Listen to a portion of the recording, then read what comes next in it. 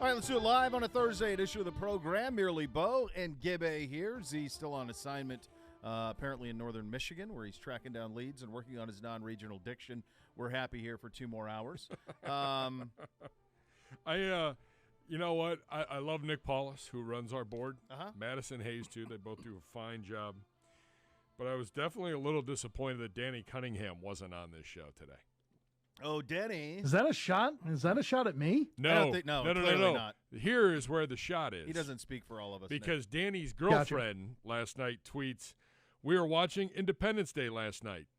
Danny looked at Jeff Goldblum and said, 'Is that the guy from the Apartments commercial?' And I said, 'Is that really how you identify Jeff Goldblum?' So then he got quiet, got on his phone. Then he said, 'Oh, never mind. It's Brad Bellflower.' So matter-of-factly. I'm sitting there like, who is Brad Bellflower? There's no one that looks like Jeff. It's Jeff Goldblum. I look it up. Brad Bellflower is we put the .com in Apartments guy. So he only knows him for being a pitchman. Yeah. That is correct. This would be very similar to like if you are of a certain age. I believe it was Bill Shatner who did like Priceline. Yes. Forever, and you were like, oh, the Priceline guy. And you weren't like, oh, Captain Kirk. Yeah. That would be that's where we're the at. modern example. That that's a yesteryear example of this modern. By the way, I'm on Team Danny on this. Like if you weren't like he had a window, Goldblum had a window when he was a deal. Like he was in a lot of things in that run, and then he went off the grid. But how do you not know Independence Day? How do you not know Jurassic Park? But these are all mid-'90s. Young Danny's like 17 years old. Danny is 28 years old, Beau. He should know Thank these you, Nick. movies.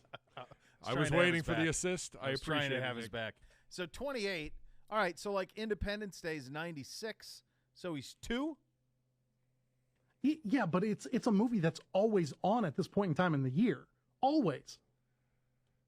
It is like on, how do you but like I don't how do you gotta live remember, your life without This is knowing a guy Jurassic Park? that has not seen a lot of movies. And when I say a lot, like he hasn't seen Guys, he just saw Rocky for the first time 2 months ago. Well, He's 28. I mean, again, you're in the though, sports. for There's a couple ESPN. things. Let me just push back a little bit for Danny's here we Danny's go. perspective. And I don't have a dog in this fight. I'm just telling you. You're about to. In terms of his age is critical to this. Because I mean, for example, I'm going to have an incredible hole in my resume. I've only seen like 5 movies since my kids have been born. Truly. I've probably seen 5 movies in 10 years. That are, in terms of seeing them for the first time. I've only been to the theater twice in the last decade. Like when you have the kids, so that's part of it. You have holes in your resume. The other thing is, if he is if let's say he's a streaming guy, let's say he's always been a streaming guy. Maybe he doesn't even have basic cable, because that's where you're going to see Independence Day. You're going to see Independence Day on cable. If you don't have cable, if you're pursuing just streaming services, then they just feed you things you like. You're not flipping. I'm a cable guy. I like to flip. I like to bounce around. Give me a little Roadhouse. Give me a little something. If I stumble on it, I'm in. Last night I was vacillating between Beverly Hills Cop 2, which is tremendous, and one of the rare sequels that hits. It actually is better than the original. Cop 2's might be better than the original. Wow. Truly. I mean, it's a bold statement, Connor. It is. It's really, really strong. What was the other one? There was 2 I was – The Fugitive. Dr. Richard Kimball. So I got Great both movie. of those. They're both great, but it was on cable. Both were on cable. Usually on cable, they time up the commercials to where they're at commercial at the same time. But one was on Paramount, and the other one was might have been on like Showtime or something. So one was always on. And if it's on Showtime, obviously no commercials. So I love to flip. But if Danny's not a cable guy, he's not flipping. He's not seeing Independence Day. Sad. Just disappointing. I actually looked it up this morning because I was thinking, like, what would be a great movie to kind of have maybe watch one of the nights this weekend with the boys leading into Independence Day on Monday and 4th of July and all of that. And I actually thought of Independence Day, of course, naturally first, and I thought, is that appropriate for all of them? And the only thing that I was curious about was the Vivica A. Fox's, job. At the beginning. At the very beginning. There's that one scene. Impressive. Sure. There's the one scene of that, but then that's it, isn't it? There's nothing else that's Yeah, dicey I mean, in it. the aliens, is Bootsy going to have a problem with, I don't think so. with the aliens and some of that? No, I don't think. I think he'd be fine. Some with scary moments there.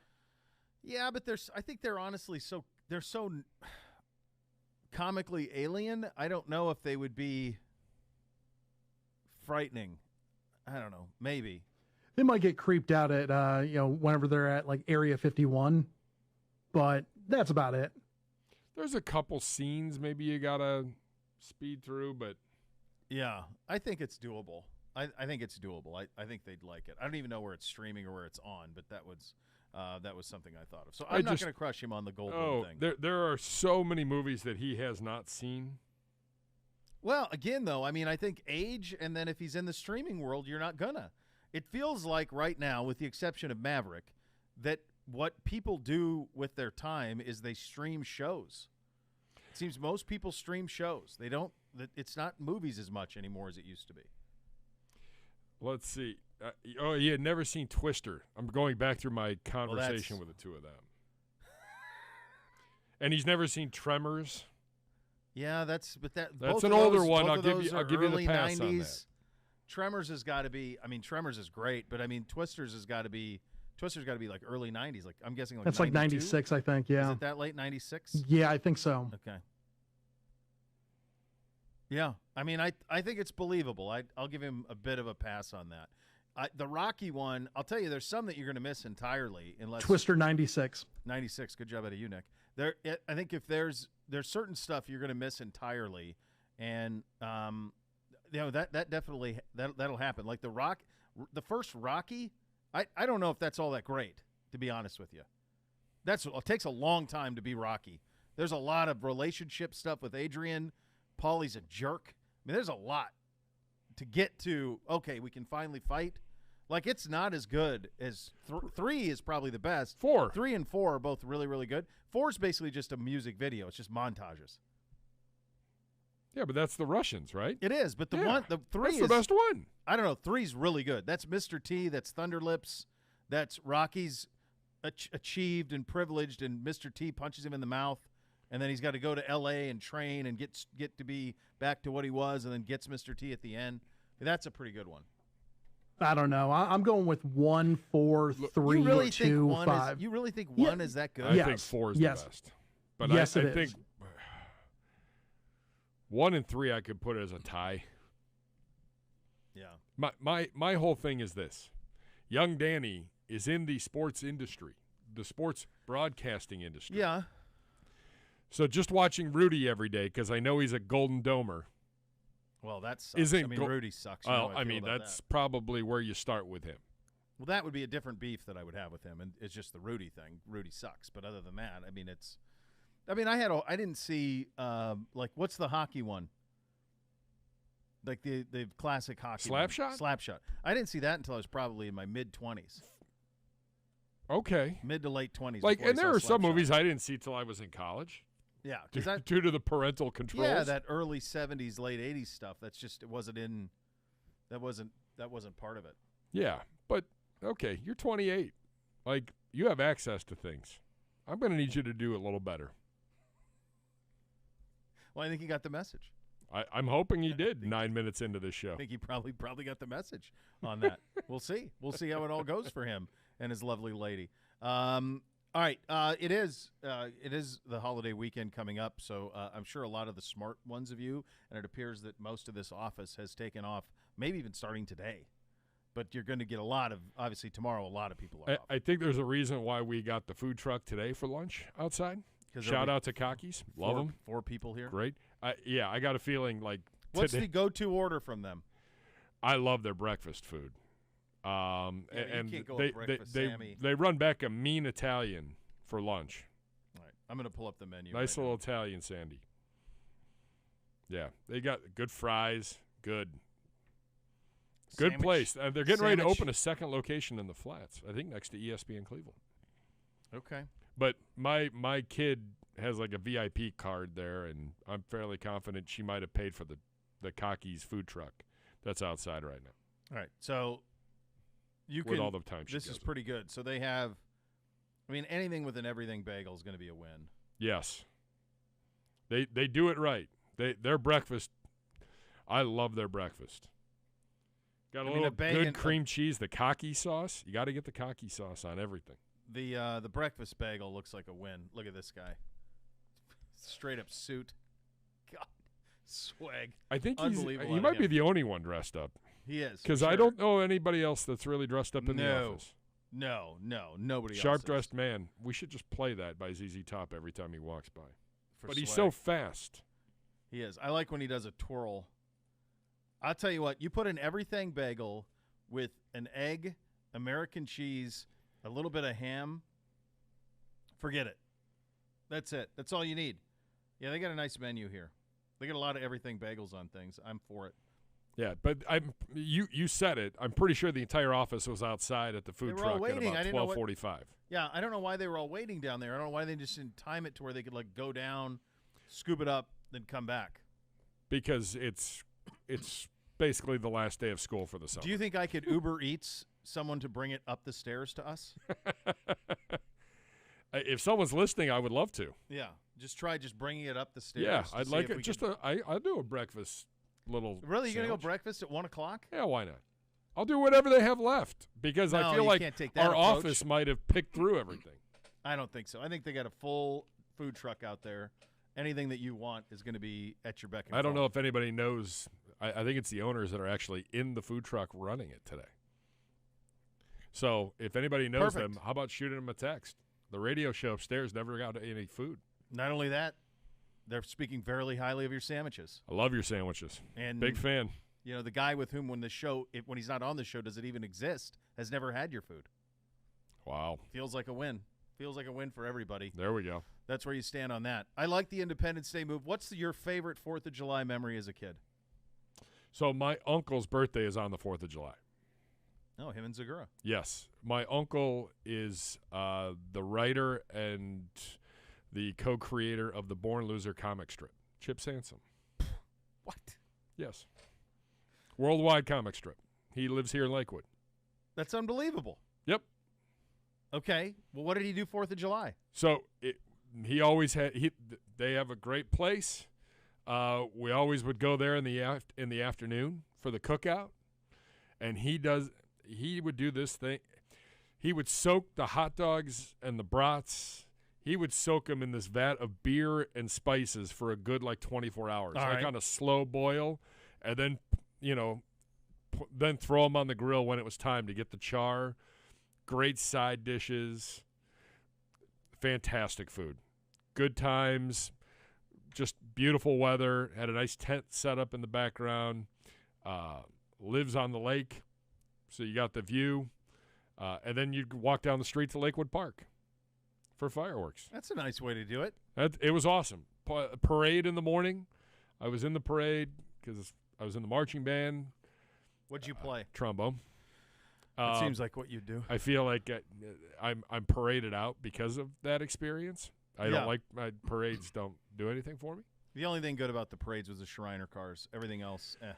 Yeah, I'll take that. That's fair. You know, I looked into buying one of those. Like, you can't buy one anywhere. I'd love I'd love to own one. So I have two things that you could look into buying. If you like the Shriner cars. I love the Shriner cars. One, I bought these when I worked in Illinois. They are motorized bar stools. They have a lawnmower engine underneath them. They have the wheel on top, or the steering wheel on top. You take the governors off, you got to wear a helmet, but you can go up to 20 miles an hour. Yeah, that's it. I'm in. So bar stools. How do you steer a bar stool? You have the wheel, you have the wheel right there in front of you in your lap. Oh my God! So you've got that going, and then at my kids' after prom party, they had motorized toilets. I definitely don't want that. I think you should. No. You should take a look at them. They're pretty awesome. I definitely don't want a motorized toilet. I just think that leads to bad choices. It's small. It's not like a full size. Still don't want to sit on it. I don't think that's it. I was with you on Barstool. I can't do that. You're missing out. Because they were quite fun to drive around. I don't know if either one of those things get me closer to buying a Shriner car, Gibby. It feels like the ones that they're trying it's to a sell replacement. me on the car. I was just Googling this. It feels like what they're trying to sell me is it's just not what I want. Like I want the ones everybody knows what I want, with the little orange ones. That's what I want. Want one of those guys to drive around the neighborhood, go get my mail and such. That's what I would like. This was where I now I love it here on the lake. We love the we'll be up at the lake a little bit this weekend. I love it here on the lake. I love the fireworks over the lake. It's awesome.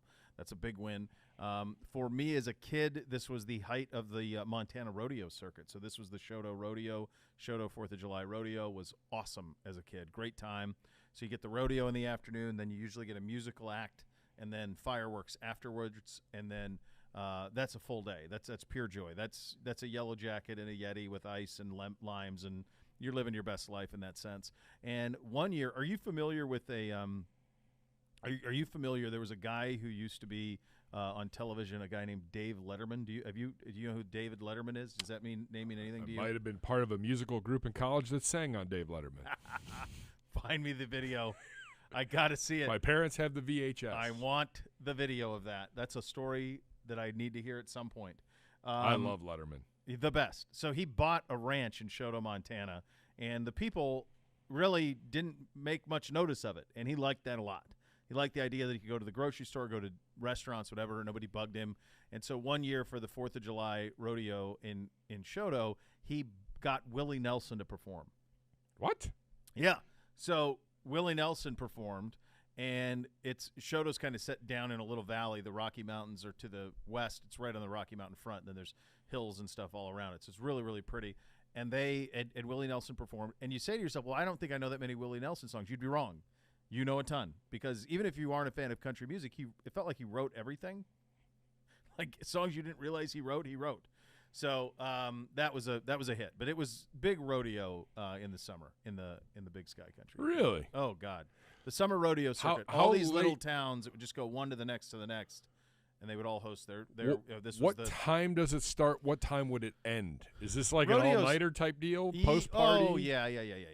It would the rodeo would be like usually around 2 or 3 in the afternoon. It'd be wrapped up by 6 around dinner time, and then you would have you'd have some food stuff, and then you'd have the concert would be at like 7:30, and then the fireworks would be at 10, and then it was away you go. Yeah, it was a lot of pitching tents and parks, and if you That's had, all right. I had an SUV, so that was how I rolled. That worked out well. Throw the sleeping bags in the back. That's how Have you yourself sorted an those things evening. out. Oh, it's fantastic. Nice. Very, very good. Yeah, by the way, I'll just say this. My hometown, Lakewood, they do it right. Huge parade at 10 a.m. The streets are lined probably 3 and 4 deep. Kids, tons of candy. Then there's a big party in the park all day. Some of the best fireworks you'll see. Yeah, That's where, if I'm going to go see fireworks, that's where I'm going. That's where they do it. They do it down on the water. Yeah. Yeah. Right at Perfect. Lakewood Park. Yeah. See, all we go up to the Put-in-Bay, puts on a good one. Cedar Points are awesome. Yep. So we can kind of see all of those when we go up to the lake. They're all pretty good. All right. In terms of business, Do we that's have you to? would call a little. Unfortunately, you know how I feel about this. Yeah. But we'll do it. Get you up to date. So here's where you are in the Watson case. The hearing is day 3 today. We thought that it would go to day 3. Which is why I feel like we've been on this in terms of the process of this. And some of this is because we've had great guests who've been able to help explain some things for us, or take some things that maybe we believed and were able to buttress those beliefs. But we are now into day 3 with in the hearings in Delaware with Sue Robinson, Josina Anderson with this. Sue Robinson won't deliver a ruling on the spot. That hearings will finish. Then there will likely be a post-hearing submission, then a decision. The source was not currently expecting hearing to last past this week. So this gets back into it felt like there were 2 possible timelines. It went really quick, and it was done by this week, and you get a ruling on Friday. That obviously is not where we're at. So the other option now becomes the other way, which is hearings end this week. Next week the NFL's off. A decision perhaps the week after. But remember, and we had Charles Robinson on this yesterday, he was excellent. There is no real timetable for her at all. It feels like there's a timetable of it'd be nice to know by camp. It'd be nice to know a week before camp so you could plan accordingly. But there is no possible there is really not a hard, firm timetable on this. But that gives you an idea a little bit of where that is. Mike Florio proposing this. I've asked two of our guests that we've had about this, Graziano and Robinson, about this. I said, well, was there any way that Watson's camp could say, hey, last year was time served? And the pushback I got on that was, well, but he got paid, and if he would have wanted to play, if he would have wanted to play, the Texans probably would have liked for him to play. Well, Florio's case is last year is time served. Fine him last year's salary, which was $10 million. That works as 17 games. Florio's thing then says we'll give him 8 more on top of it. That's 25 game suspension. I have nothing to back it up other than it just. I've asked both of our guests about it. Both said, well, he got paid was kind of the pushback. It just made sense to me. Like, he didn't play last year. It's a year of his prime. This had something to do with it at least. It felt like kind of that whole situation is something where nobody had to address this last year, and that there's probably, you lose a year of your prime. So maybe that should be considered a little bit. We'll see on that side of things. Honestly, you're not going to know anything until she tells you how she wants to handle this and when that will be. And what we kind of feel pretty strongly about is it won't be between now and tomorrow. That will not happen. It is a mailbag edition of the program. Tweet us your questions at Browns_Daily. Use the hashtag AskCBD. We will get to those at 2:30. We have John Greco on the show today at 2 o'clock. He's gonna. We got a big weekend down at the stadium, so we'll get his take a little bit on that. Go around the NFL with him as well. One of the guys that you're going to be hearing a lot about, obviously, wherever or however this thing goes with Watson, is Jacoby Brissett. Z caught up with him at minicamp. We will play that for you coming up next. We're off and running here on a Thursday edition. Cleveland Browns Daily, 850 ESPN Cleveland.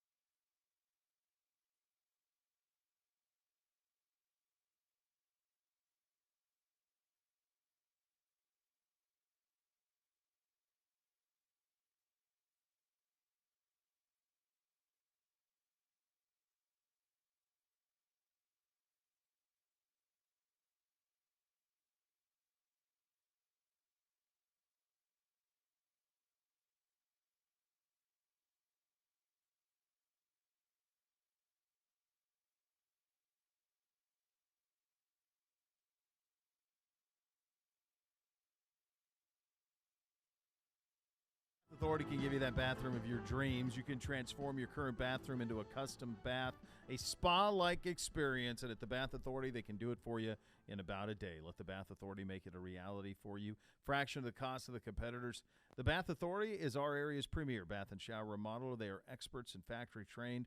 Give them a call now. Get $500 off your next custom bath or shower remodel. That number is 216-220-8399, or go to thebathauthority.com. It's where affordability meets quality. Largest selection of bath projects. They're all made right here in the country. Your bathroom can go from outdated to outstanding in about a day. Superior products with expert installers at thebathauthority.com, 216-220-8399, and $500 off your next custom bath or shower remodel. Give them a call and tell them that Beau sent you. Here is Z now, one-on-one with Jacoby Brissett. Here with Browns quarterback Jacoby. You're down about 4 minutes. He's talking about is that silky smooth jumper you put on display over there at the Cavs facility. Have you always been able to stroke the ball? I mean, it looked very natural. I know this is a lifelong just pureness about you. No, I mean, I played basketball in high school and obviously growing up and stuff like that, and obviously shooting basketball outside with the guys and stuff like that. So, like I told everybody, I was the favorite to win. You were and then you backed it up. So sometimes it's hard to be the favorite and then back it up, but it was pretty easy for you. Yeah, no question. I mean, that's why I wanted to shoot first. I wanted to put the pressure on everybody else, and but yeah, I had a lot of fun. All right, so you've been on a couple teams in the league. Did you see it? It was that's Amari Cooper chiming in. It was too smooth. It was too smooth. All right, he's focused. I like that he's focused. He's locked in on football. We'll talk football in just a second, but nonetheless, when you do something like that, listen, you're in a room of some of the best athletes in the world, and you go out there and you put on a show like that, it's a good thing. Don't give them that much credit. I wouldn't consider them the best athletes. All right, so this is a question I wanted to ask you. So I like you, Rich LeCount, Willie Harvey can shoot it a little bit. We got JOK was all-state, Batonio was all-state. There are a lot of actually pretty – is this one of the better basketball teams that could be assembled based on this roster that you've been around? I would say so. I mean, I've been a part of a team where I had some other good basketball players. So I would have to see some of these guys actually play basketball to see how good they are. Okay, right. At organized basketball. All right. But anyway, your jumper's the best. We got that as well. But what you want to be known for is, right, throwing the football, running the offense. How have you kind of acclimated so far in your time here in Cleveland? It's been good.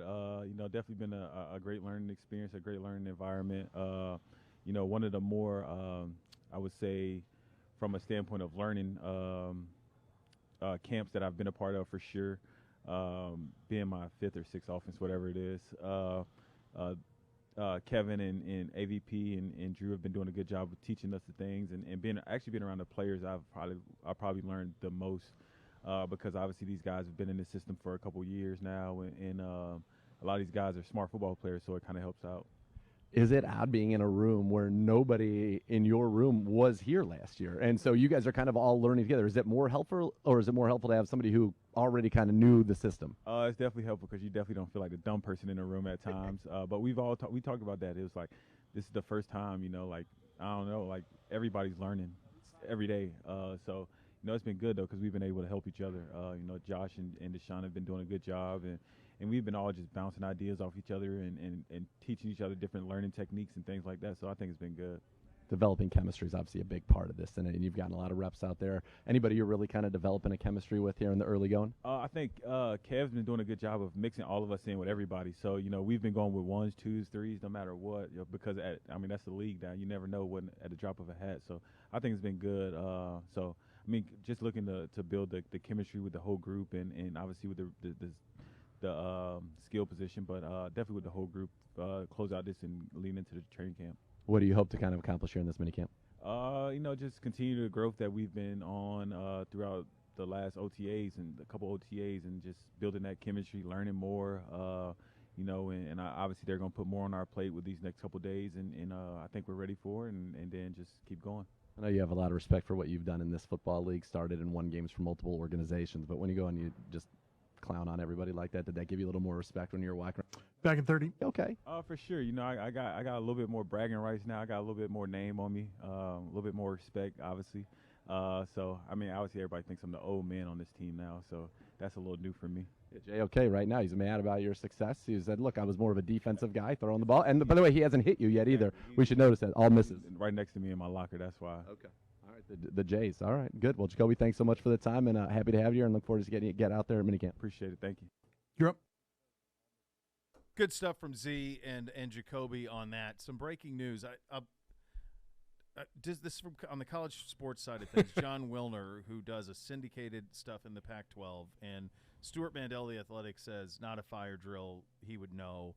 So I'll give legitimacy to that, in that Mandel backed him, because Mandel would know somebody who would be plugged in or who would not be on the West Coast. So John Wilner, tweeting out 6 minutes ago, source: USC and UCLA are planning to leave for the Big Ten as early as 2024.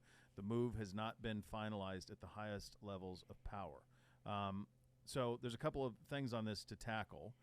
Number one, if you are the Big Ten and you're trying to find an answer for Texas and Oklahoma, this is as good as you can do, not using Notre Dame.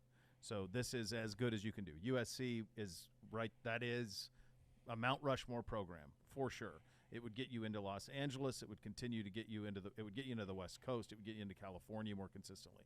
So in that sense, it is a home run. I would also say, based on the information I have on the Big Ten and their thinkings in expansion, I cannot see a scenario where it would be an only play, where it is only these two. I would think that there would have to be more teams from the West Coast to follow, and part of a bigger expansion play, because I know for a fact the Big Ten has learned for what happened in Nebraska, where Nebraska was on an island in the middle of the country with nobody near them, not only for recruiting, while that would not be a problem for USC and UCLA, but also for the non-revenue sports.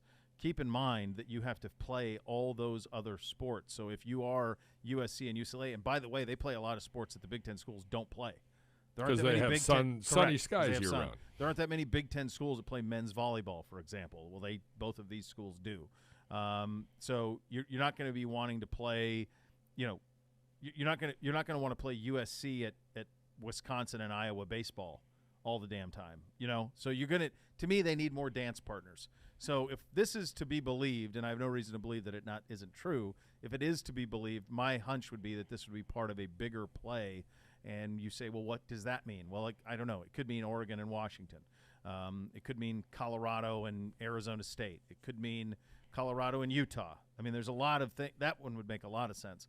I would be shocked if USC and UCLA left alone. I think it would leave them very vulnerable on the western part of the country, and I think it would be very difficult for them just traveling. Folks, you've got to understand how big the West is, like how long it takes. I mean, you're going to be on flights for everything. Every non-revenue sport, you'd be in a flight. 5 hours at least. Yeah, it's to me, there's got to be more to it. Maybe this is the beginning of the end of the Pac-12, and it goes as instead of 2, maybe there's 4 or 6 of them that come. You've been saying that the Big Ten needs to put together an SEC-style package to rival the SEC. They have to. This would start that process. There's also no growth for them where they are. Like, they've maxed out this part of the country, so they had to find some answer for it. Honestly, they should have just taken Texas and Oklahoma. They probably could have had them. If you listen to people in the know, they probably could have had them. They didn't. They waited on that. They slept. The SEC got them. This is a hell of a counter to it. But, again, I think they have to have more to it. I don't think you can just take these two. I think it's far too complicated. So, worth monitoring, but big news. I mean, that getting USC would be a monster coup for the Big Ten Conference if they're able to pull this off.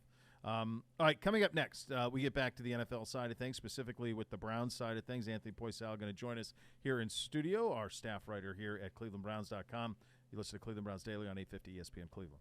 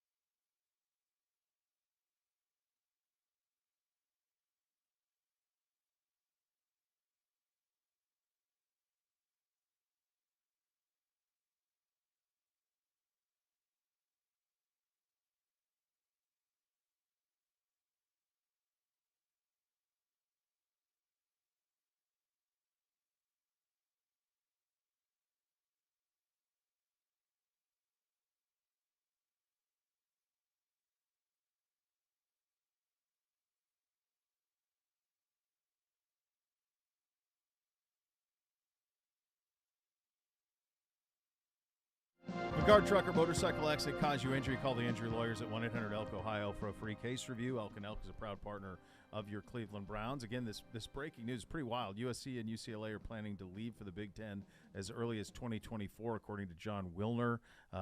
According to many people, he's plugged in. I'd not heard of him, but he's plugged in according to people who I do trust.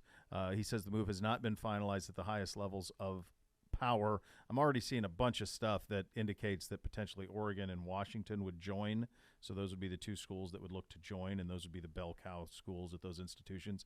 I do think, by and large, this really sucks for the sport, because one of the beautiful things about college football is that wherever you grew up, you could kind of have a team in your region, and it feels like so much of that was part of the fabric of the sport. If you're the idea that like USC wouldn't play Stanford or Cal or on a regular basis seems crazy to me, but it's where we are. Everyone's chasing these TV dollars. By the way, speaking of TV dollars, the Big Ten media contract is being negotiated right now. So that if you want to do this, now's the perfect time to do it.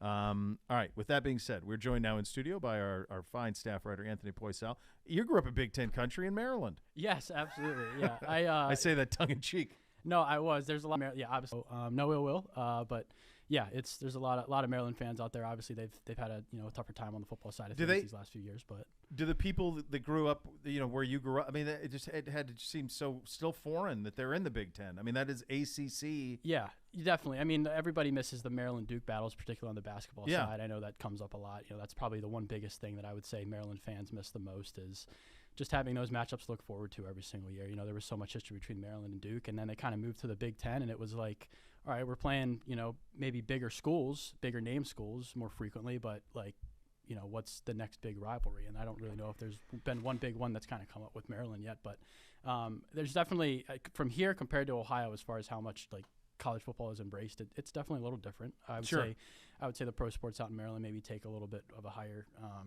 stature than the college sports do. A little bit, I think. Substantially. I was at the first ever Big Ten game in College Park. It was Ohio State. Really? It was Ohio State, Maryland. It was the first game that Maryland had ever hosted in the Big Ten. They gave them Ohio State to open with, so you're not going to do better than that. What was the score of that game, if you remember? It was a beatdown. It was in the national championship year for Ohio State. Okay, so it was early on in that season. I'm sure it was probably like in like the 50, it was 60 I want to say Stephon Diggs was at Maryland though, so they weren't like they had a couple of dudes. They were, but it didn't go well. But this is the reason I was saying it was. The thinking when the Big Ten added those teams was, we get those media markets. We get New York, like as if New York City cares about Rutgers. Mm-hmm. But then we'd also get the DMV, right? You get Washington, you get DC, you get Maryland, you get Baltimore, all of that. So I pick up the Washington Post on the Saturday of the first ever Big Ten game at Maryland, and it's Ohio State, and it was on the 6th page. And it was about this big. Okay, yeah. Because it was Ravens. Sounds about right. At the time, Redskins. Yeah. It was Orioles. It was Nationals. Like, it was deep into the Washington Post sports section, which has always been a great sports section. Right. I mean, like, there's definitely, from a historical context, I think just professional sports have always been the bigger embrace one, just because, like you said, there's the Washington market that's there, too. All the pro sports teams there have been embraced for so long. And then, they had, before the Ravens, it was the Colts that, like, when they brought the Ravens back, it was big. So, yeah, it's still, Maryland is obviously beloved. It's not a huge college state though. No.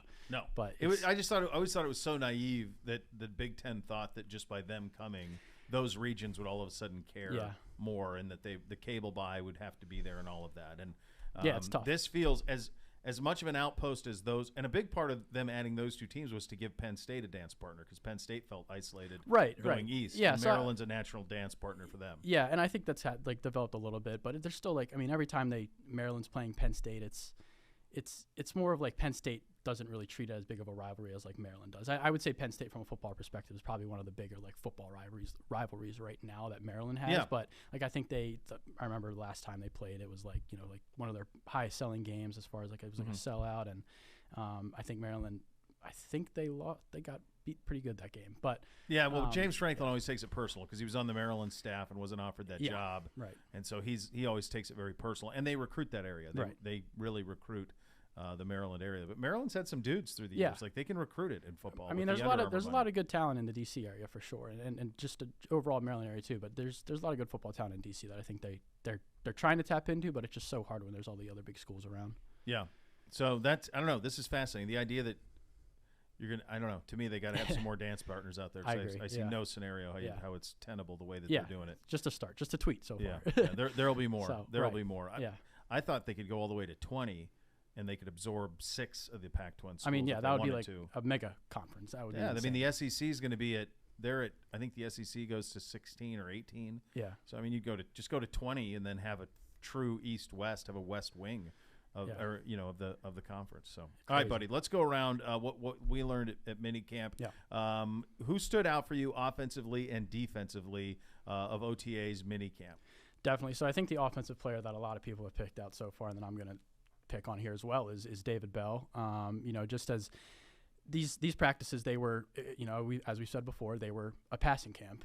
You're not really going to see a whole lot of things as far as like blocking or running or anything like that. It's more just how well are the quarterbacks getting rid of the football, how well are the receivers catching it, running their routes, and obviously from a defensive perspective, how they're kind of covering everything, reacting, instincts, and everything like that. So, but David Bell is definitely the guy that I would kind of circle as the MVP here, and it's just because he caught everything. I'm sure by now a lot of people have heard, but he said it himself. The practice that we had at the Hall of Fame was, he didn't really drop a ball after the first day or two of OTAs, which is pretty impressive when you consider not only how many passes that were being fired out at practice that were going to him, but also just the fact that he's a rookie. He's still getting his feet under him. I'm sure he probably had to overcome some nerves that first week of just trying to build a good impression for coaches. And so the fact that, he was catching everything thrown his way is a really good sign, and lived up to sort of the scouting report that the Browns kind of saw in him when they picked him in the 3rd round. And then on the defensive side, a little, like I said, a little bit harder to evaluate just because of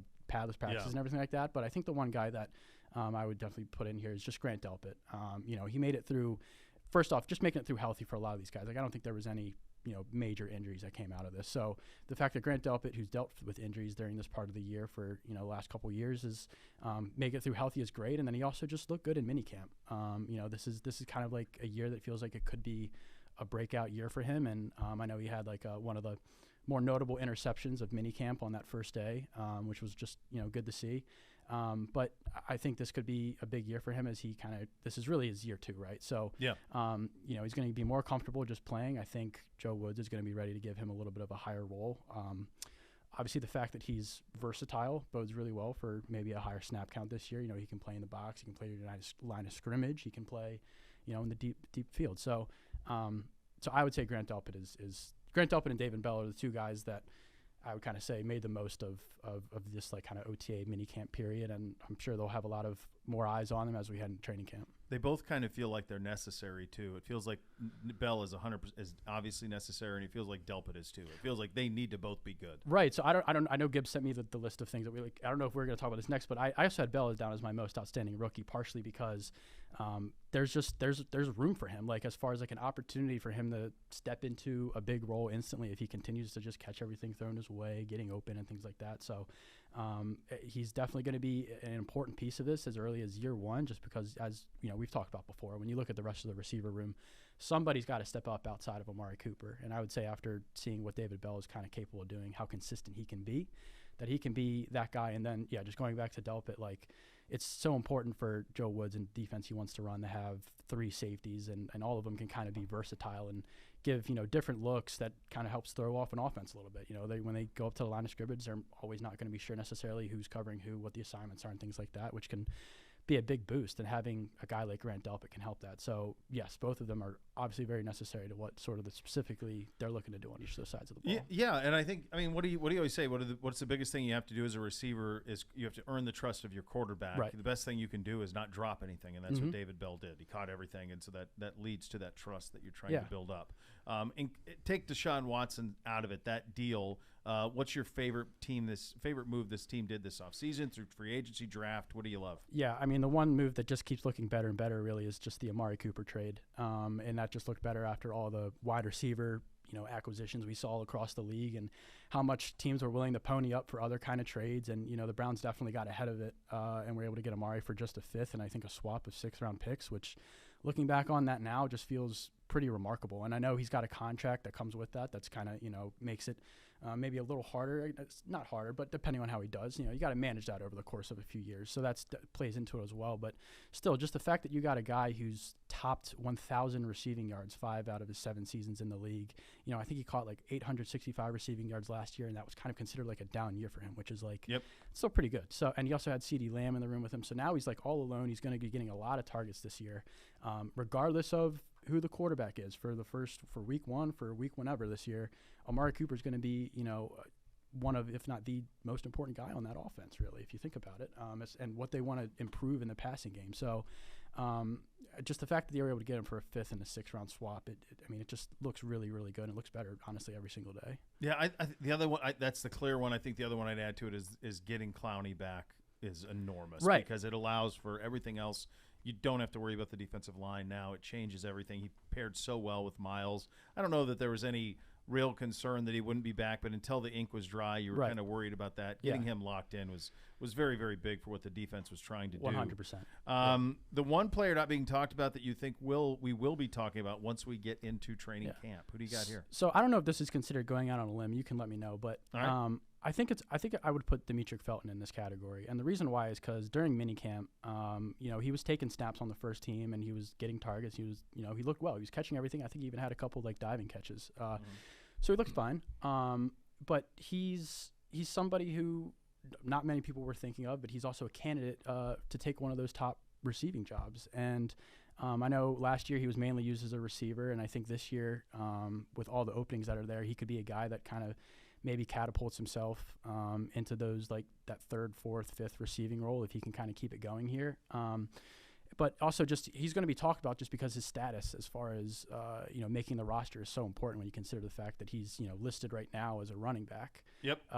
But as I just said, he's been primarily used as a receiver, and so if he has a good camp and finds his way onto the team, that's probably going to mean there's a surprise cut maybe in the running back or wide receiver room, and so that's why he's going to be somebody to kind of really look out for here. Well, the way that he can play both positions will help him a great deal, right? Because the running back room is awfully crowded, right? And so the ability to cross train in both allows for special teams too. Yeah. He's got a little special teams experience, which is important. But yeah, I mean, he's somebody who it feels like whatever making the team, not making the team, like whatever move happens with Demetric Felton is going to impact multiple positions on this team, and that's why I think he's somebody that's important to watch. I think he's, we've talked a lot from the receiver perspective about Donovan Peoples-Jones, Anthony Schwartz, David Bell, who's going to kind of be, I think you can maybe, if he gets off to a good start in training camp, you can start considering Demetric Felton kind of in that mix as well as somebody who could see a decent chunk of targets. They're not necessarily going to be, deep balls or medium passes or anything like that, but just somebody who the quarterback is going to be able to throw to.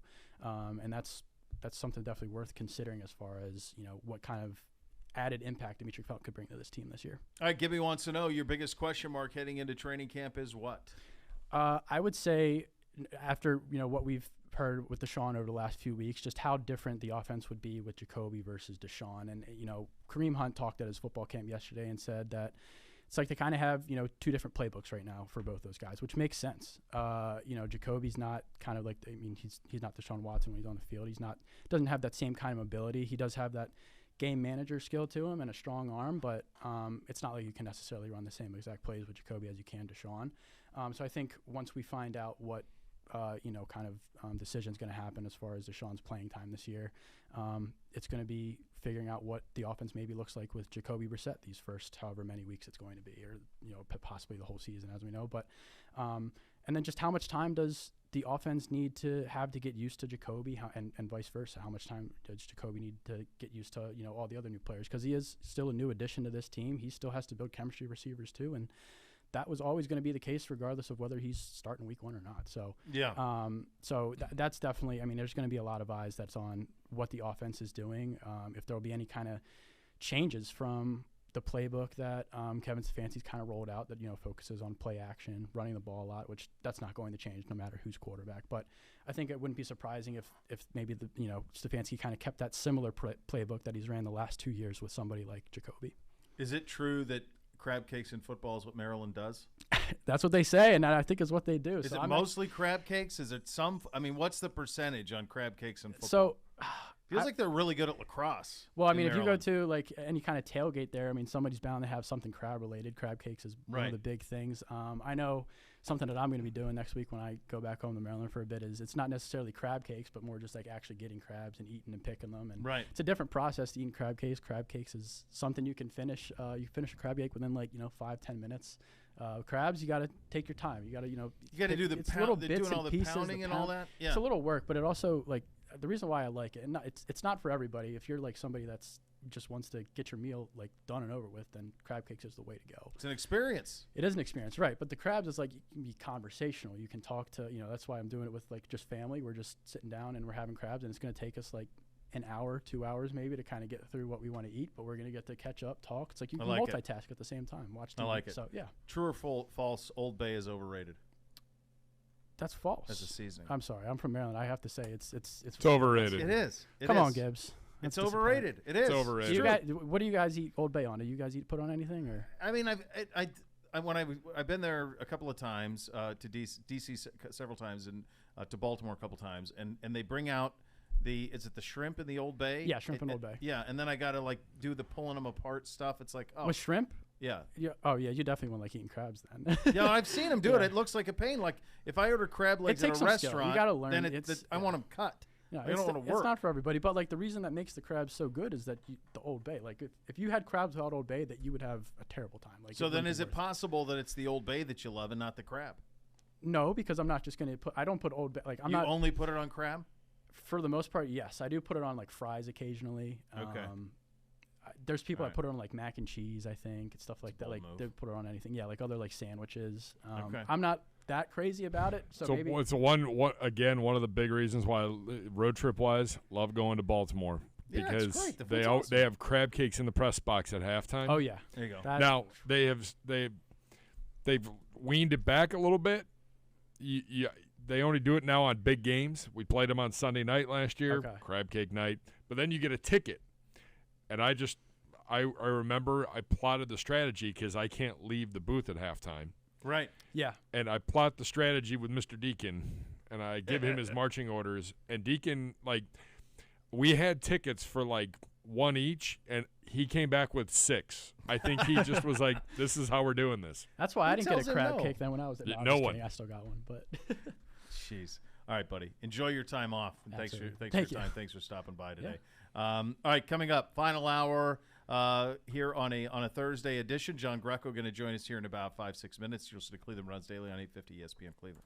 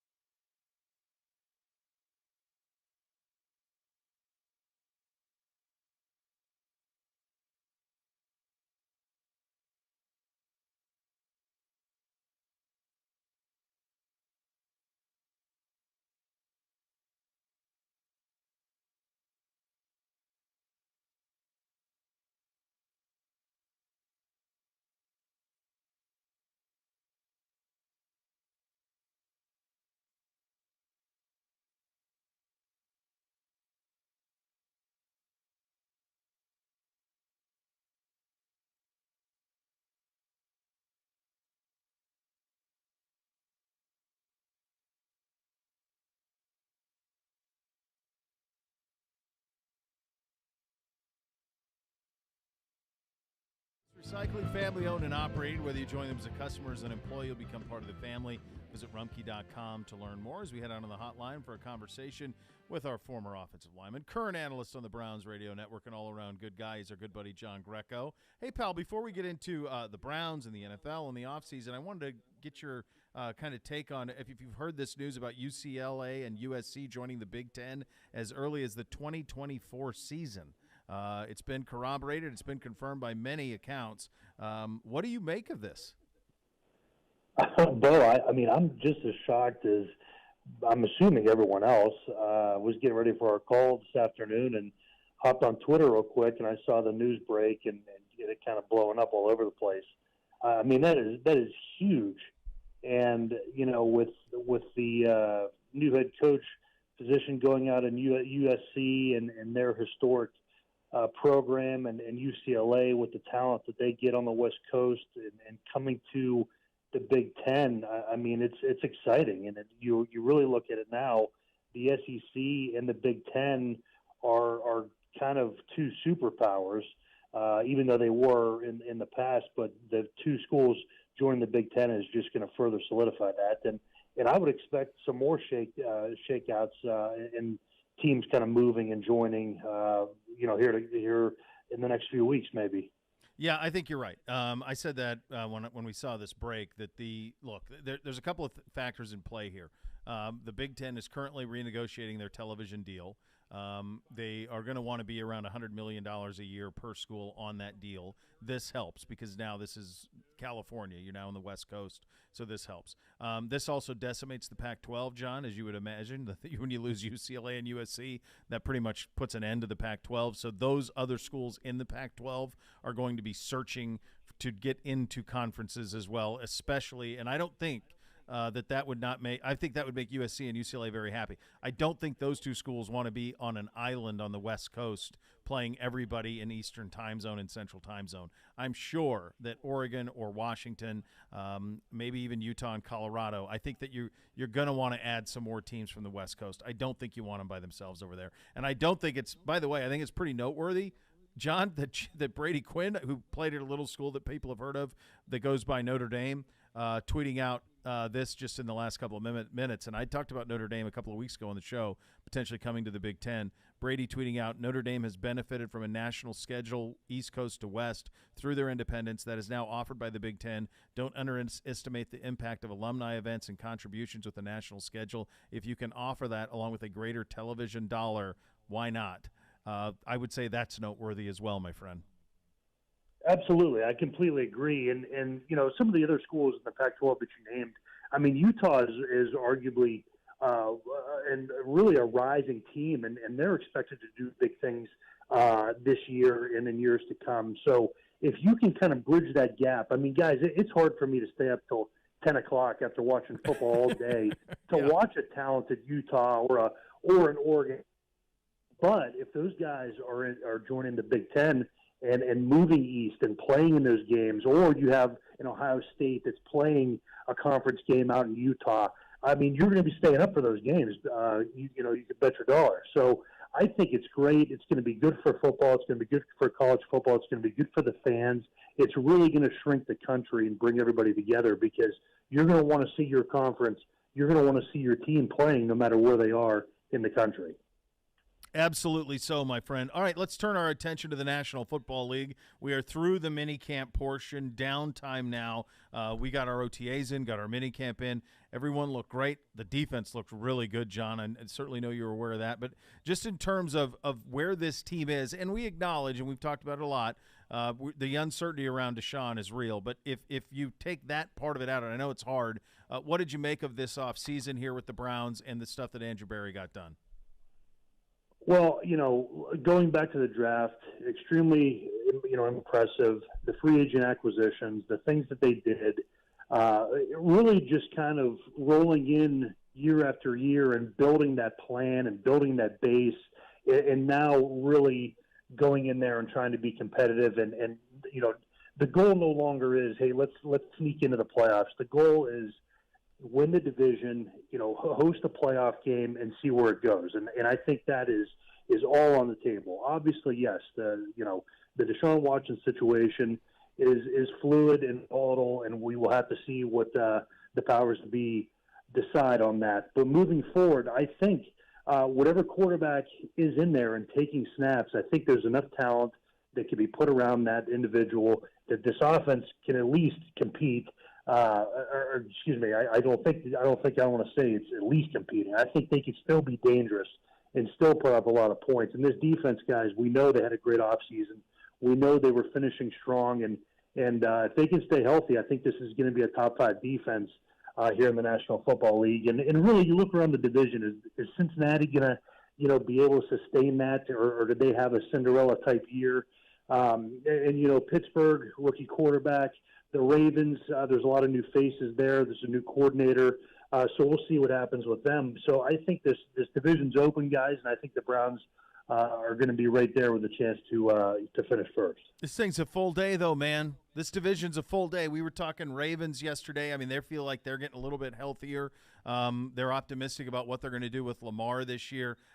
This is going as it always is, but it feels like we are at an absolute meat grinder situation in the AFC North. John, I think it's the second toughest division in football behind the AFC West. You think it was AFC West, AFC North, 1-2? Yeah, I agree, especially with the addition in the AFC West now with Russell Wilson. That division is loaded with star power, especially at the quarterback position, obviously.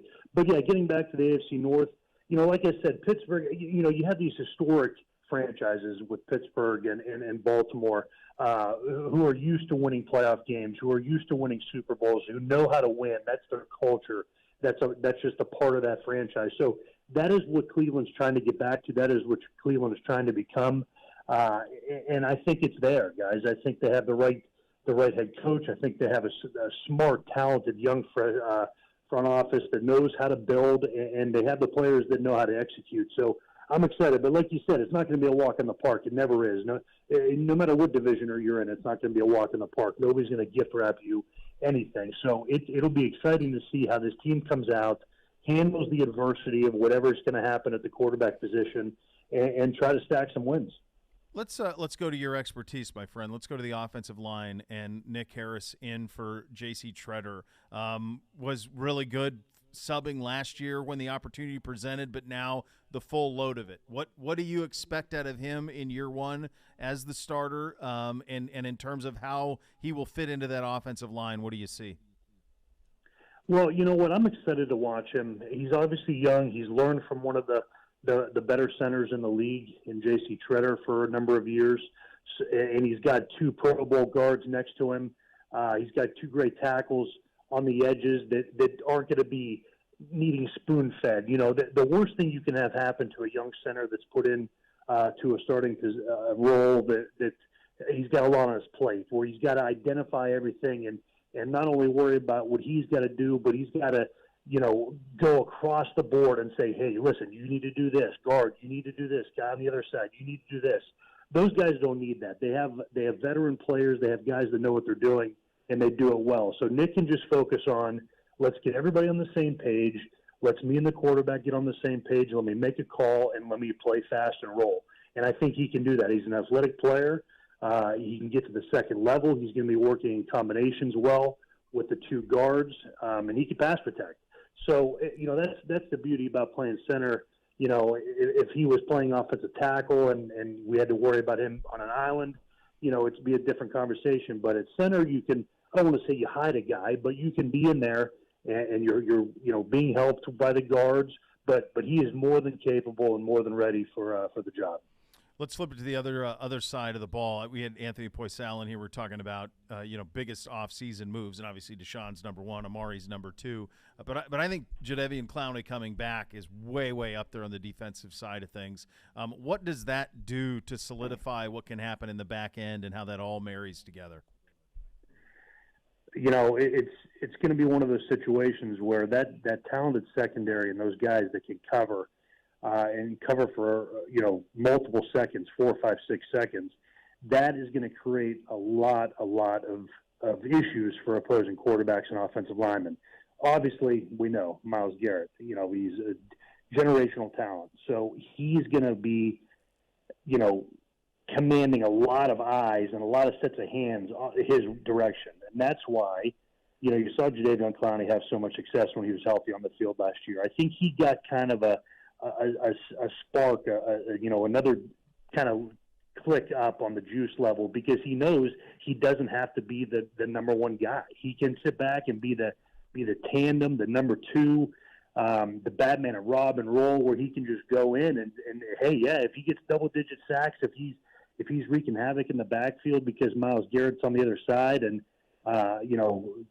respecting and requiring so much time and effort on the offensive lineman, Clowney's going to be doing great things in the backfield, and I'm excited to watch it. So I think that had a lot to do with him coming back and wanting to kind of finish what they started. And obviously he wants to win, and I think he knows that he has a good opportunity and chance to do that here in Cleveland. All right, buddy, I got to talk to you about a little bit about Monster Jam. I saw this on your social. So you and the boy, you took this in when it was in Columbus. That's correct, and it's here this Saturday. In fact, tickets are available. Ticketmaster.com. Monster Jam, the monster trucks. They're here. They're at First Energy Stadium at 7:00. Ticket price is currently available between $17 and $30 a piece, so it's really doable for a family. You got a pretty cool behind the scenes. What did you make of it? What did you think of the show? Well, it's well worth it, let me say that. And my son and I, Angelo, we just happened to be going because one of his little buddies, we got him tickets for his birthday. So Okay. we decided to go, and Rob and the Browns invited me to, hey, kind of a meet and greet with the drivers on Friday to watch kind of their practice run. And we got down and got to see Monster Jam and their crew setting everything up, and having all these truckloads of dirt come into the arena, and we saw the drivers and, got to shake their hands. And I mean, they are terrific people. They know how to play their celebrity status. They know the kids love them. The fans love them. They were great. They were high-fiving us. My son got to take pictures with them. We gifted one of the drivers a jersey. So my son absolutely loved that. And then, the thing that I loved the most too is we got to sit in the trucks, and we get to see the trucks, firsthand. So it was a blast. Everybody there, what a first-class outfit. I mean, the representatives from Monster Jam, the people that we met, they were first class. They were so gracious and welcoming, and it was a lot of fun. We really enjoyed it. Who was your pick, man? Which truck did you like the best by the time it was all said and done? Well, Gravedigger is my son's favorite. That was kind of our going into it, who we liked. He's had the toys, leading up to that, and that's kind of who he wanted to see. And he met Kristen, who's Kristen Anderson, who I think her dad was the original Gravedigger driver, and now it's kind of their whole family thing. So he got to meet Kristen. She was awesome, and we gave her a jersey, which was very cool. But, we met Armando Castro, who is El Toro Loco, one of their drivers, and then Max D, who was Blake Granger was the driver. They kind of have a team of drivers, which I didn't know. I thought it was just one person, but they kind of rotate, depending on where the show is across the country, which makes sense once I learned that. But we met those three drivers, and now it's kind of like we have the toys, and they're the fan favorite at the Greco house now. That's awesome, buddy. Great talking to you, my friend. Thank you so much for your time today. Guys, thank you. Thanks for having me. All right, that's our good buddy John Greco. And, yeah, as I mentioned, you can still get tickets. That is set up for this Saturday. You can get them at Ticketmaster.com. They start at 7 o'clock. Fans can also purchase tickets to the pit party, where they're able to meet and greet drivers, get autographs, see the trucks up close and personal. That runs from 2:30 to 3 o'clock on Saturday, rather. Yeah. So can we interview our groundskeeper, since there were 300 dump truck fulls of dirt It's amazing. that got dumped in there for And the Saturday turf night? was up last week, so they must put down a tarp and then the turf over it. And then do you save the turf? I think you saved the turf. I would think I you guess. would, that you would save the grass underneath. I think it's cool. Like, I've been to these inside, Yeah. like at the Q or at the Wolstein Center, and I've never been to one outside where I you would could think have it would like be way even more better. room. My God, you got way more room for the Yeah. trucks. The noise isn't going to be nearly as bad because it can escape. First Energy, the noise gets out of there anyway. So I think in that sense, it'd be pretty good. And that's I think it seems like a tremendous win to go check that out. Yeah, and fans can also purchase tickets to the pit party that John Greco was talking about. Meet and greets with the drivers and see the trucks up close and personal. So you can also buy tickets for that in addition to your regular seat. And we want to thank the great folks at the event with Monster Jam. They hooked us up with a little care package here that is very, very nice. So nice job out of them on that. So we appreciate that, and that'll be a fun thing to look forward to this weekend. Coming up next, I'll tell you, it's going to be the story of the sports world, what's happening in college football. We'll get into that, kind of have some clarity on that coming up next. It is a mailbag edition of the program. Get your questions to Gibby, #AskCBD, and Gibby will handle that coming up here in about 15 minutes from now. You're listening to Cleveland Browns Daily on 850 ESPN Cleveland.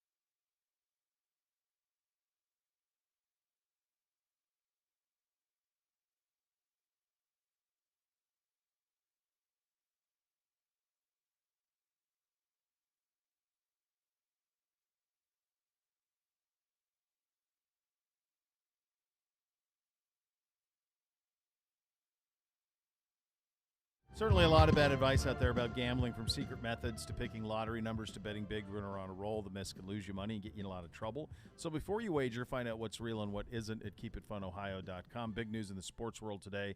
USC and UCLA are headed to the Big Ten. That's the plan. They're in advanced talks to do so. So there's so much to this, and obviously I spend a lot of time talking about this type of stuff in the mornings. Here's what I would say, just to give you the Reader's Digest of it. The NCAA allowed for this to happen. So this is the NCAA being asleep at the wheel for the last decade plus, maybe the last 15 years. So all of that led to this. This is the big guys in the sport saying we're going to keep all the money. So what makes this significant is this is a true reaction to the SEC adding Oklahoma and Texas, and this is the best play the Big Ten could make once those two schools were out of the mix. And so USC was obviously the most attractive one out there, the most attractive one you could get other than Texas and Oklahoma, and other than schools that aren't already in the SEC, even more attractive than Notre Dame to the Big Ten. So they achieve that if they pull this off. I do not believe that this will be the end of this, not by a damn stretch. I don't think that UCLA and USC will go to the Big Ten on their own. I don't think there's any chance of that. I think that they will bring people with them. I think they could bring multiple teams with them. I think this could be a play of the Big Ten. Right now the Big Ten has 14 schools. I think this could very easily be a situation where they're the Big 20, and they're a Big 10 West, Big 10 East, and that would be a way to do it. So if you want to get to 20, this gets you to 16. If you add Oregon, Washington, Colorado, Utah, now you're at 20. If you want to add the Arizona schools, you want to add Arizona State because it's in Phoenix, give you a media market, that's appealing. You want to go get Berkeley and Stanford with Cal. Big Ten would certainly love to have Stanford and Cal. They love the academic part of that. They would love to have them as well. So I think this is the end of, the Power Five as we know it is over. I think the SEC will have an answer for this. I think that they will probably go for the ACC schools, and those two conferences will end up running the sport even more than they have previously. I could see the SEC, pirating several of the ACC schools, because all of this is done to create television shows, and the television shows that the Big Ten can sell now are more attractive because everything that you are now adding USC and all of the potential matchups that they would have, you're adding that in. From the USC perspective, this is colossal mismanagement at the Pac-12 level. They tried and failed with the Pac-12 network. It didn't work. They were not bringing in – they really botched their television rights over the years. They've tried a bunch of things. None of it stuck. Nobody could find their games. This was about them being able to get – if you're USC, it's a big deal if you're getting $90 or $100 million a year in television money when you were used to getting $28 million. So that's the difference. That's why USC's doing it. That's why they're willing to do it. I do think it's part of a much bigger play, though. Yeah, well, and I'm looking at Nicole Auerbach from The Athletic. I mean, she's saying exactly what you were saying. Could be 2 20-team mega conferences, the Big Ten and SEC. And now it becomes an arms race. And who, by the way, and then who all of a sudden gets left out? Because you're doing this for football, but, Duke football isn't anything to write home about, but Duke basketball, pretty darn good. North Carolina, this affects recruiting. You mentioned it earlier, the Big Ten TV negotiations are going on. If I'm a network, I'm like, I think we need to hold here until we know exactly who we're getting. Or you're trying to push it through now because once you get those teams, the price tag should go up considerably. Yeah. I mean, you're eliminating a conference. Yeah. The other thing to remember here is the SEC is partnered with ESPN. This will now put the Big Ten even further in bed with Fox. So Fox will be where you'll get your Big Ten conference or whatever that becomes, the Big 20, and the other one will be that other way. A lot of stuff coming out on this. LA Times reporter saying USC was the reason behind the move to the Big Ten. They really pushed it hard. The move is believed to include all sports except for beach volleyball. Well, yeah, I'm sure that wouldn't work. They'd be the only ones doing it. This is crazy from Brett McMurphy. I don't know if this is true or not. He just tweets out, I'm hearing the original package was intended to be Miami and USC, But Penn State defensive coordinator Manny Diaz sent a heartfelt email to Big Ten Commissioner Kevin Warren on why Miami doesn't fit the core values of the Big Ten. Warren opted for UCLA instead. There's no chance that. There's no chance that a defensive coordinator at Penn State stopped the Big Ten commissioner from making this decision. I'll be honest with you. Kevin Warren is not the one driving the bus on this. This is university presidents. It's not Kevin Warren. He has not shown to be competent enough to handle something like this in his time running the Big Ten. It's wild. That is, and that is coming from someone pretty reputable. Yeah, I mean, I don't. McMurphy's missed on a lot of stuff recently, though. He does this a lot. I'm hearing, like, I don't know. To me, I don't see any scenario. I think Notre Dame. I've said Notre Dame. Been saying that for a while. That this is now the time. It really is a great time for Notre Dame. It's a good time for them. It's a good time for the league. And I do think that the USC and UCLA will not come alone. They just learned too much from the Nebraska situation. You don't want schools feeling like they're on islands, and those two would feel like they're on islands. I mean, how the hell do you do that in the non-revenue sports? How do you ship women's basketball teams from USC to go play at State College? Rutgers. I mean, it doesn't make – well, at least you're flying to New York. Like, how do you ever flown into State College? I've driven it. It's worse. I mean, it's brutal. Yeah. I mean, like West Lafayette? None of these are direct. I mean, Columbus, sure, but Minneapolis, yeah. But you're going to be hopscotching all over the place with these teams trying to get them to play on weekends. The charter business just got a lot better. Yeah, it makes no sense.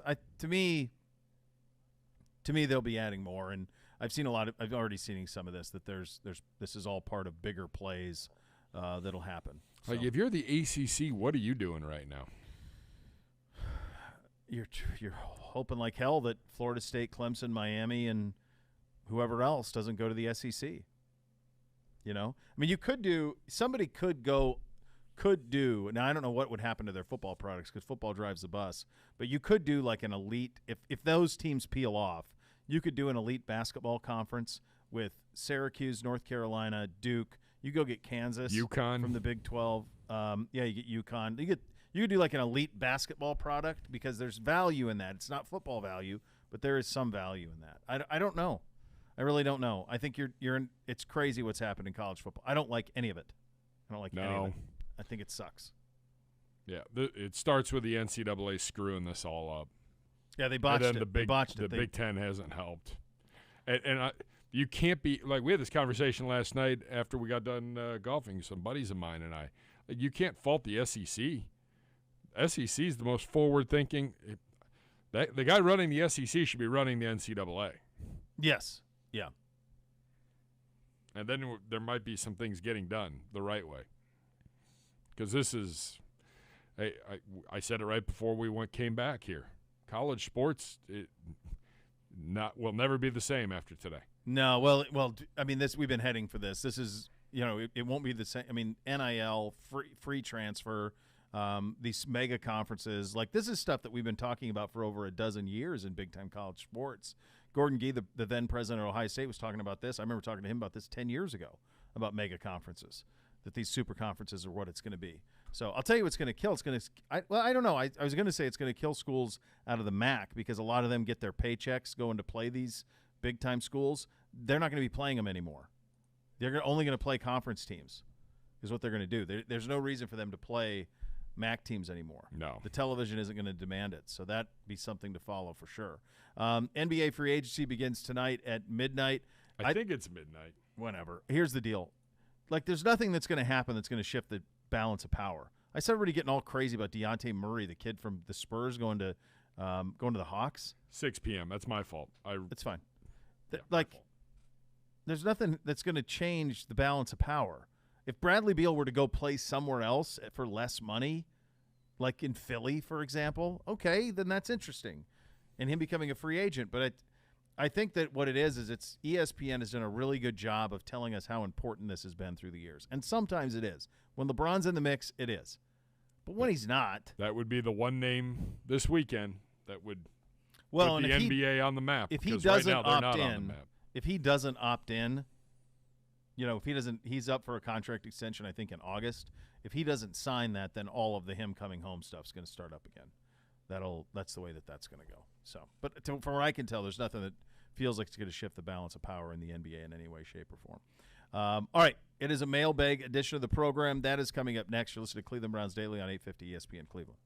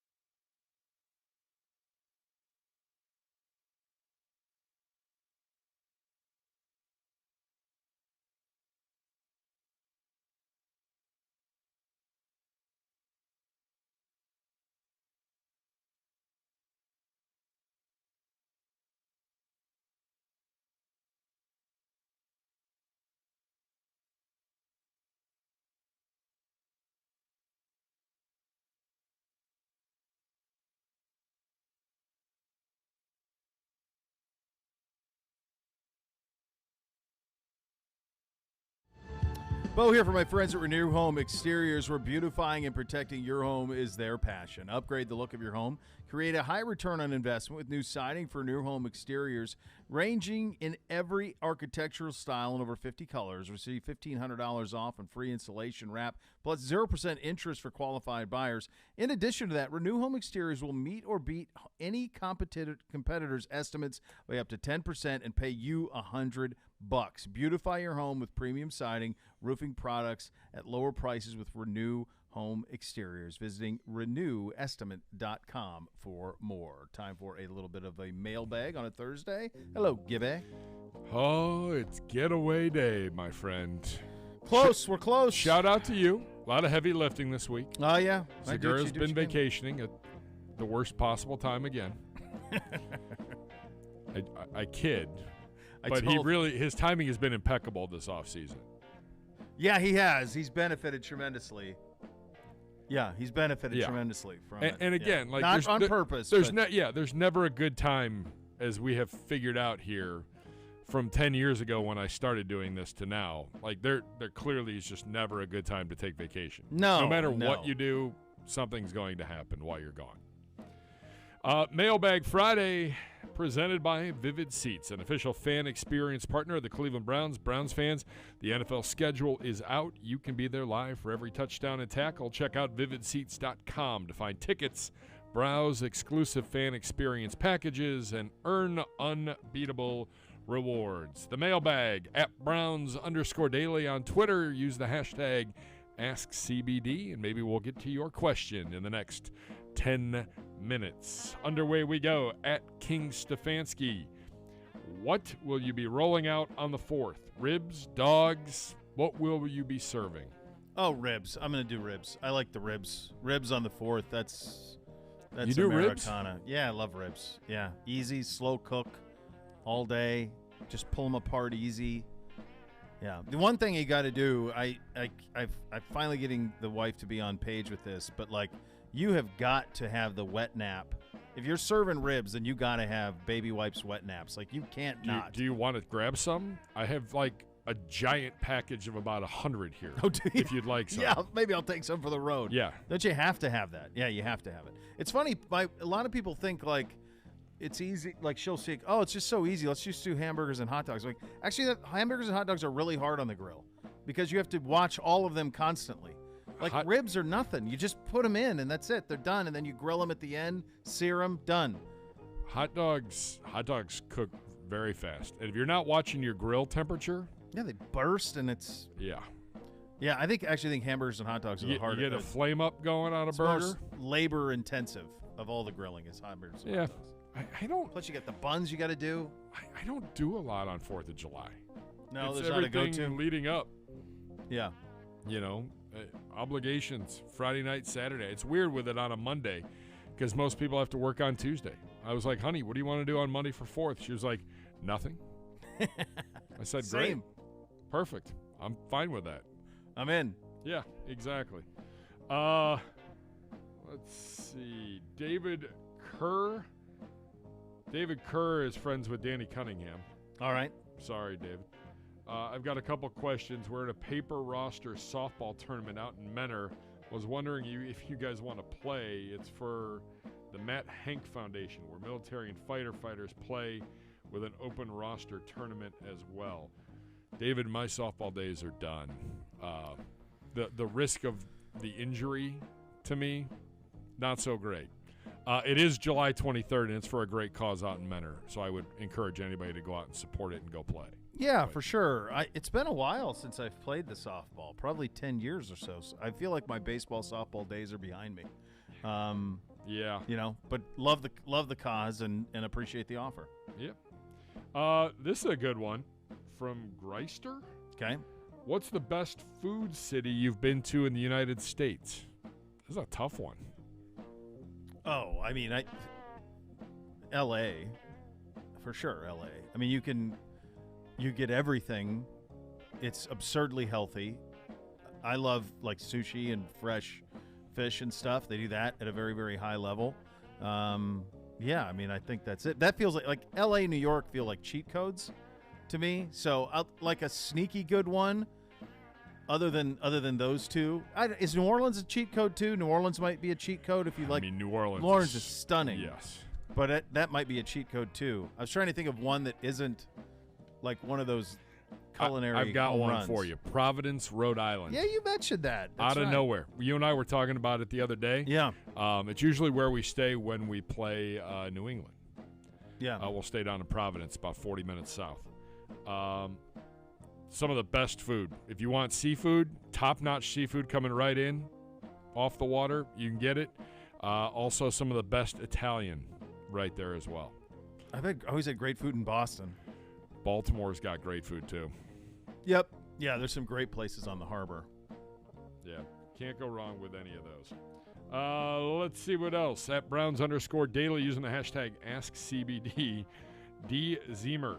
Zegura thinks ice cream trucks are creepy. Would he feel the same if food trucks came up the street playing music? Would he buy? I know he would.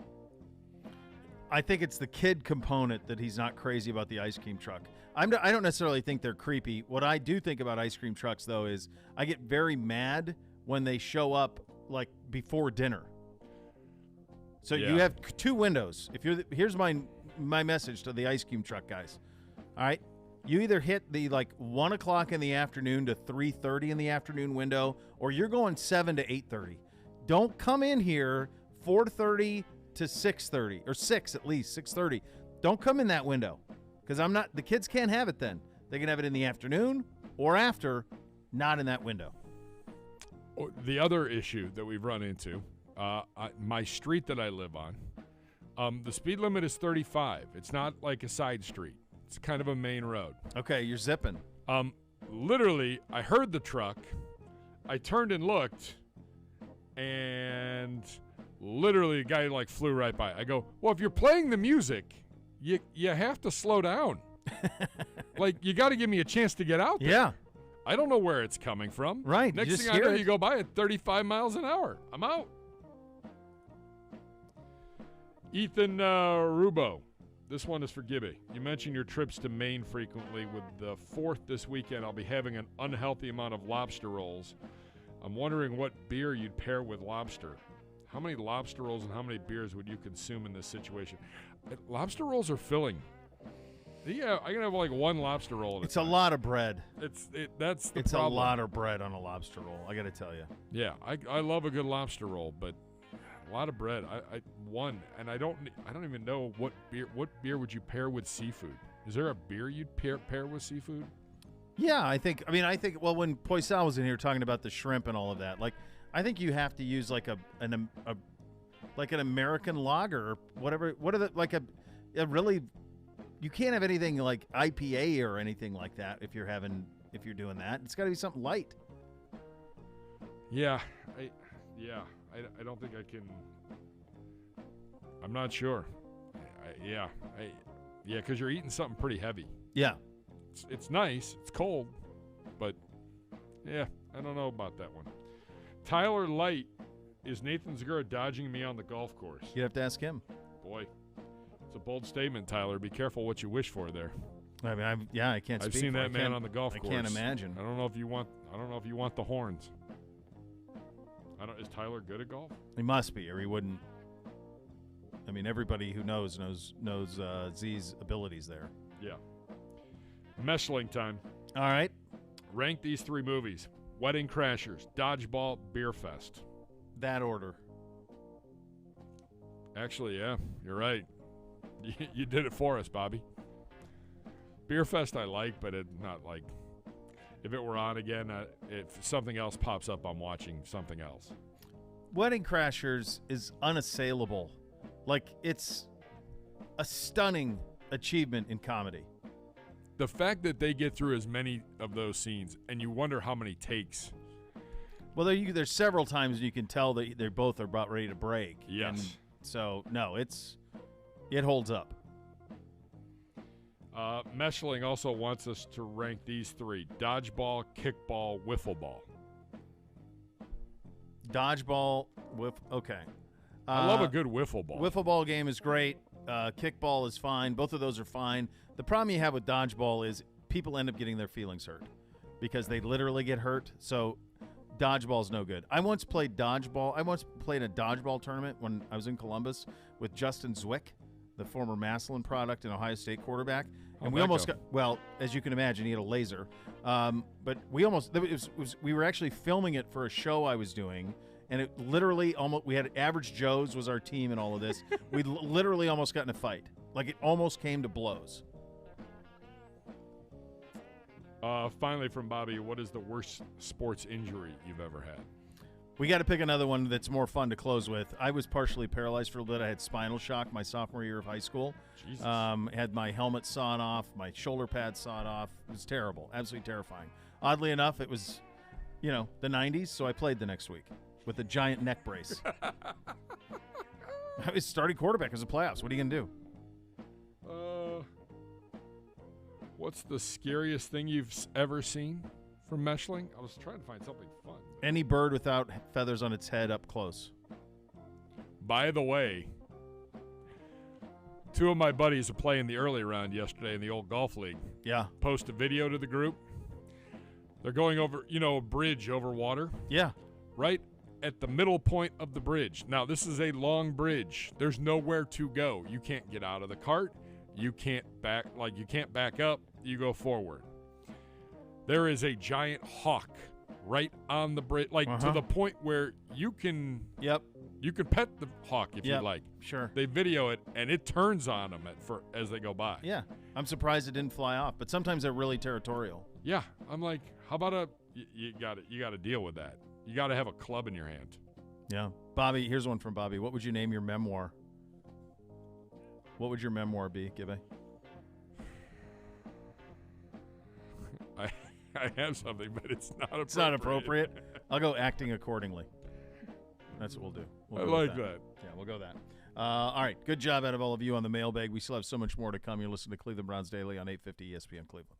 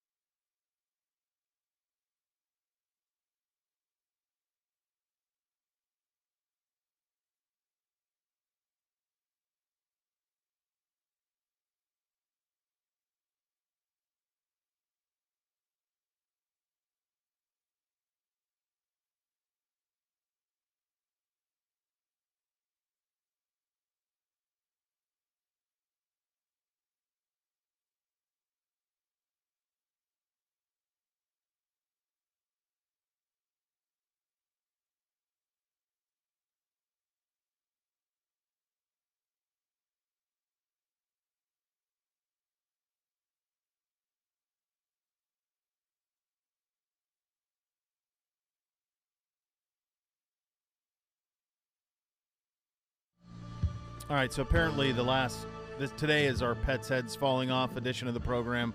In the sports world, you have the Pac-12 is over. USC and UCLA are going to the Big Ten. My hunch is more will follow. That happened in about over the last hour or so. And then now just this in the last couple of minutes, Kevin Durant has requested a trade out of Brooklyn. We were talking about NBA free agency not being able to make a run. Maybe maybe they're going to try a little bit. Isn't trading him probably complicated? I think he opted in. I think he's owed a ton of money. He's a baby.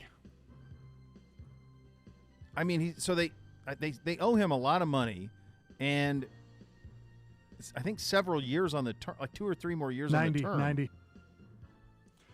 Hold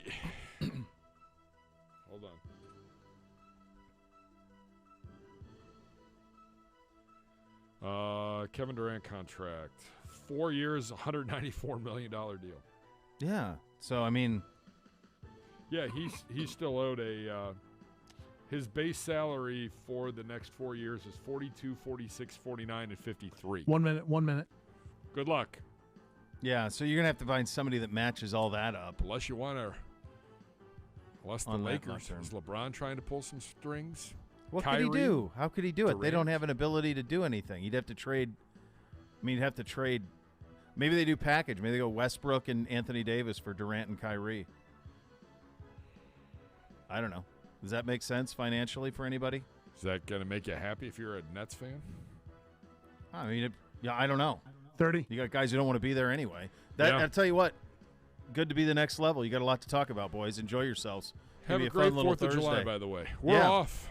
Happy birthday to Nathan. Yes. Really what it is, his celebration. Enjoy the best of episodes.